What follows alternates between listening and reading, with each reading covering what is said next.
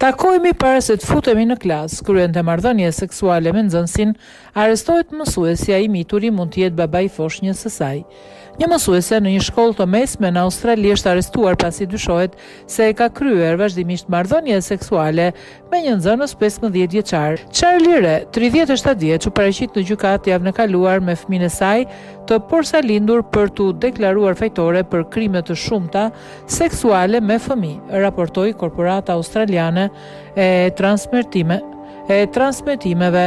Nuk është e qartë se kush është baba i foshnjës. Duke folur me zë të ulët, ajo tha se kishte kryer marrëdhënie seksuale me djalin e mitur në tetor 2024, të njëjtin muaj kur arrestua për krimet e saj në vende të ndryshme në qytetin e New South Wales, ku ajo punonte, shkruan New York Post.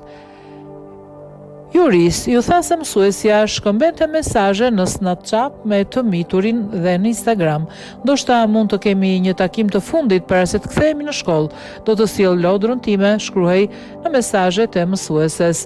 Pasi ishte liruar me kusht, ajo e telefonoi 15 vjeçarin disa herë për ta bindur të gënjente në gjykatë dhe më pas u arrestua përsëri në qershor, raportoi Seven News. Gjatë këtyre telefonatave pretendohet se ajo përpoq ta bindte ankuesin të jepte një version të rrem të ngjarjeve, tha gjyqtari Hament Dhani në seancën dëgjimore për lirimin me kusht të saj në qershor, siç raportoi media. Adoleshenti i kishte treguar nënës së tij për telefonatat, ndërsa kushëriri i tij, i cili kishte parë shkëmbimet e mesazheve në rrjetet sociale midis tyre, njoftoi gjithashtu prindrit e të miturit.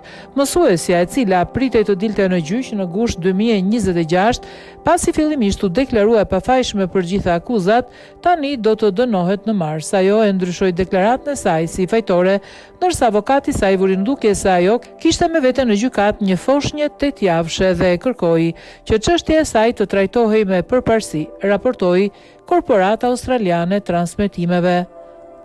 Mësuesja pretendoi se nuk ishte në dieni se djali ishte i mitur, pavarësisht faktit se ai ishte nxënës në shkollën e saj. Sipas raportimeve, ajo humbi punën dhe gjykatësi urdhëroi që të mos qëndronte vetëm në prani të asnjë personi nën moshën 16 vjeç. Ajo u deklarua fajtore për abuzim seksual ndaj një djali adoleshent, posedim materialesh, abuzimi me fëmijë, përgatitje në një fëmijë për aktivitet paligjshëm seksual dhe kryerje në një akti me qëllim prishjen e drejtësisë, raportoi ABC.